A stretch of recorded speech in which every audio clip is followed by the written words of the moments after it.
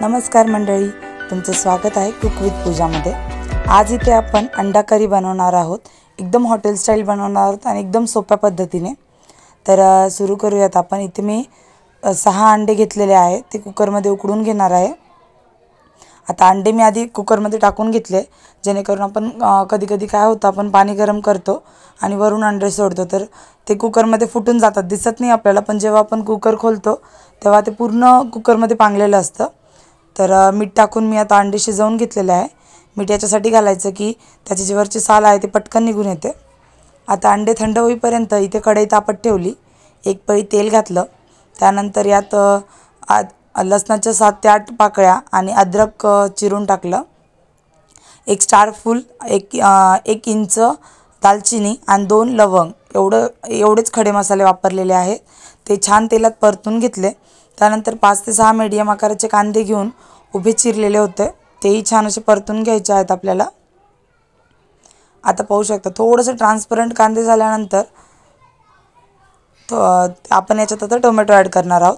इथे मी 2 एकदम लालसर टोमॅटो घेतले होते, स्वच्छ धुवून घेतले, तेही याच्यात घालून घेतले आणि हे चांगलं 5 ते 6 मिनिटभर मस्त परतू दिलं। आता याची आपण मिक्सरच्या भांड्यात पेस्ट करून घेऊया। आता इथे पाहू शकता तुम्ही काश्मीरी लाल मिरची आणि बदाम, काजूच्या ऐवजी मी इथे बदाम वापरले, कारण काजू संपलेले होते, आणि याची छान अशी पेस्ट तयार करून घेतली। आता ही जी काश्मीरी मिरची आणि बदाम आहेत, हे आपल्याला अर्धा तासभर भिजत घालायचे आहेत। बदाम काजू असतील तर काजू घाला, नसतील तर नाही घातले तरी चालतील। आता ही जी पेस्ट तयार केलेली आहे एकदम सॉफ्ट केलेली आहे, पण यात जे खडे मसाले असतात ते एकदम बारीक होत नाहीत आणि झाले तरी त्यांचं खूप स्पायसी असं टेस्ट येते। तर मी आपली जी पुरणाची चाळणी असते ना, त्याने हे छान अशी ग्रेव्ही छान अशी गाळून घेतलेली आहे, जेणेकरून आपली भाजी जी आहे ती एकदम स्मूथ होते, ग्रेव्ही स्मूथ होते। आता त्यानंतर एक फ्राईंग पॅन घेतला, त्यामध्ये थोडंसं तेल टाकलं आणि अंडे अशा प्रकारे सोलून घेतले आणि अंडे अशा प्रकारे कट करून इथे परतायला घालून घेते। याच्यावरून मी आता थोडंसं मीठही घातलेलं आहे। दोन्ही साईडने आपल्याला गोल्डन ब्राउन करून घ्यायचे आहेत। आता इथे मी साईड पलटून घेते आणि खालून पण 2 मिनिटभर त्याला ब्राउन होईपर्यंत फ्राय करून घेऊयात आपण। आता हे छान फ्राय झालेले आहेत, पाहू शकता तुम्ही, लगेच दिसते। हे अंडे असेही खायला खूप छान लागतात, मुलांना तुम्ही असेही करून देऊ शकता। आता जी आपण कांदा आणि टोमॅटो याच्यामध्ये परतून घेतलं होतं, तीच कढई मी परत तापत ठेवली, त्यामध्ये तेल घातलं, 2 पळ्या तेल घातलं, एक मोठा चमचा तूप घातलं आहे मी याच्यामध्ये, तुम्ही बटर पण वापरू शकता।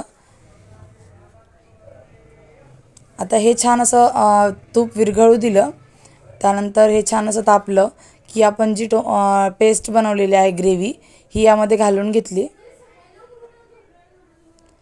आणि हे छान असं तेल सुटेपर्यंत परतून घ्यायचं आहे।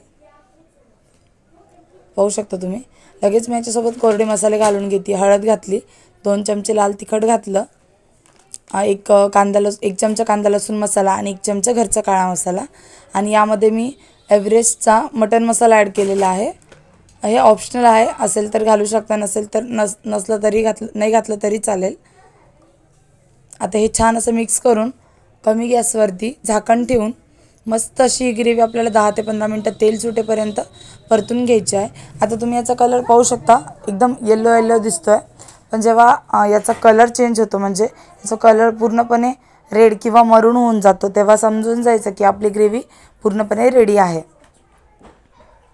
आता थोडंसं तेल सुटलेलं आहे भाजीला, पाहू शकता तुम्ही। इथे मी तेल पण कमी वापरले, त्यामुळे आपल्याला जास्त तरी येणार नाही आहे। जर तुम्हाला तरीवाली भाजी पाहिजे असेल तर तेल थोडंसं जास्त वापरा। आता इथे तुम्ही पाहू शकता मसाल्याचा कलर बदलला आहे, म्हणजे आपले मसाले आता इथे परतून रेडी आहेत। यामध्ये आता आपण जे अंडे फ्राय करून घेतले होते ते आपण यामध्ये घालून घेऊयात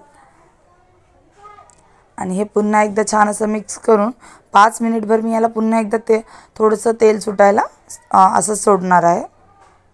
आता हे छान परतून घेतलं मी। यामध्ये आता आपण गरम पाणी ॲड करणार आहोत, गरजेनुसार गरम पाणी ॲड करायचं, म्हणजे तुम्हाला भाजीची कन्सिस्टन्सी कशी आहे, कमी पातळ किंवा घट्ट, त्यानुसार हे पाणी ॲड करायचं आणि मस्त असं मिक्स करून घेऊयात। आता तुम्ही ग्रेव्ही पाहू शकता, किती स्मूथ अशी ग्रेव्ही, एकदम हॉटेल स्टाईल ग्रेव्ही इथे रेडी झालेली आहे। आता याला मस्त अशी उकळी येऊ देऊयात. मीठ घालून घेतलं. याच्यासोबतच मी इथे कस्तुरी मेथी घालून घेणार आहे, बारीक चिरलेली कोथिंबीर घालून घेणार आहे. कस्तुरी मेथी तर नक्कीच घाला, याने भाजीचा फ्लेवर जो आहे तो खूप छान येतो. ग्रेव्हीच्या भाज्यांमध्ये तर कस्तुरी मेथी घातलीच पाहिजे. आणि ते वरून मस्त चिरलेली कोथिंबीर घालून घेतली आहे. मस्त अशी आपली भाजी आता जवळजवळ रेडी झालेली आहे. 5 मिनिट उकळी काढून घेतली. याला तुम्ही ही भाजी तुम्ही भातासोबत किंवा भाकरीसोबत किंवा पोळीसोबत कशासोबतही सर्व करू शकता. खूप टेस्ट छान लागते. नक्की ट्राय करा. आणि आजची रेसिपी आवडली असेल तर सबस्क्राईब करायला विसरू नका. लाईक करा, शेअर करा. बाय.